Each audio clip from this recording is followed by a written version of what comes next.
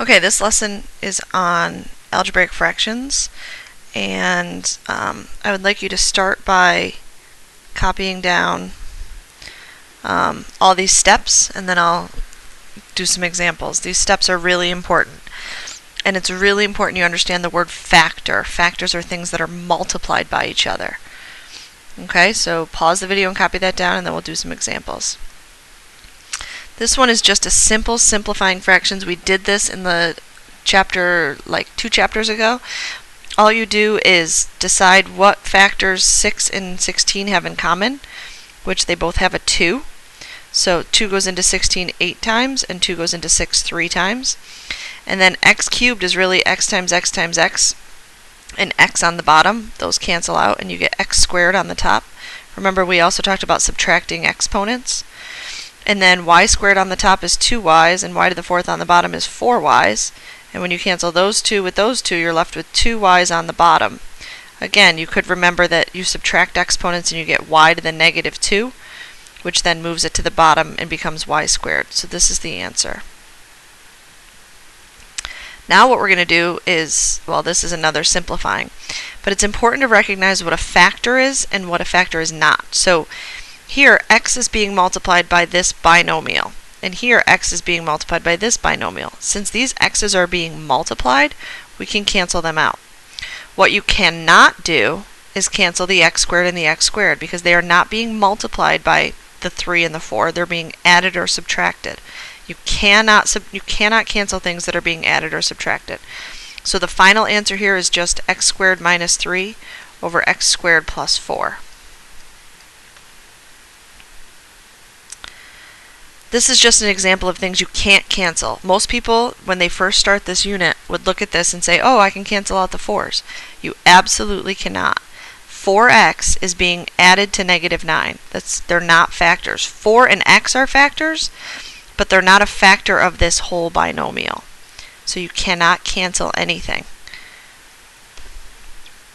Now step 1 was factor all numerators and denominators. So I'm going to factor y squared minus 5y minus 14. There is no GCF, and it's a trinomial, so I know I need 2 sets of parentheses. To get y squared, I need y and y. I need factors of 14 that add up to negative 5. So that's going to be negative 7 and positive 2, because negative 7 plus 2 gives me negative 5. Negative 7 times 2 gives me negative 14. Try to factor the bottom on your own. Factors of negative 2 that add up to positive 1. Hopefully you got positive 2 and negative 1. So now I have a factor of y minus 7. I have a factor of y plus 2. On the bottom I have a factor of y plus 2. I have a factor of y minus 1. So these two are factors, so they can cancel out. Final answer is y minus 7 over y minus 1. Now that's a multiplication sign. I had to stretch it so it looks like a subtraction, but it's just multiplication. So we're going to factor all parts. So x squared minus 25 is the difference of perfect squares. So that factors like that. This is a trinomial with no GCF. So it's just plus 5 minus 4 times. This is a factor with no trinomial with no GCF. So plus 4 plus 3. And a trinomial with no GCF. And it's going to be minus 5 plus 3. Now remember, you can cancel straight up and down or diagonal. So let's go straight up and down first. Those cancel and those cancel. Now diagonal, the x plus 4 and the x minus 4 do not cancel, but the x minus 5's do cancel. So your final answer is x plus 4 over x minus 4. Last example. Factor everything. Well, nothing can really be factored. I mean, if you really want to write it out as SSSTT over 2 times 5 times S, I mean, that's a lot of work. Hopefully you don't need to do that.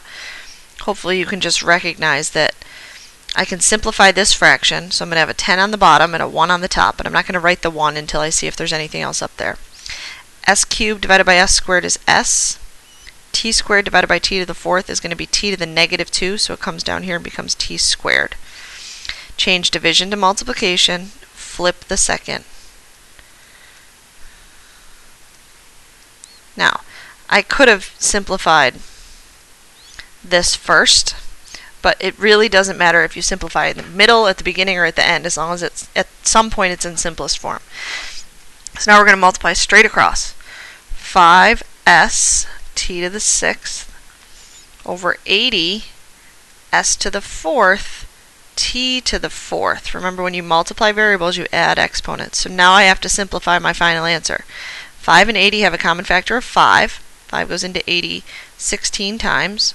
So I have a 16 on the bottom. S divided by s to the 4th gives me an s cubed on the bottom, because it's s to the negative 3, so it goes on the bottom. T to the 6th and t to the 4th gives me a t squared on the top. Final answer. Alright, so hopefully you're ready to practice some of these in class, and good luck.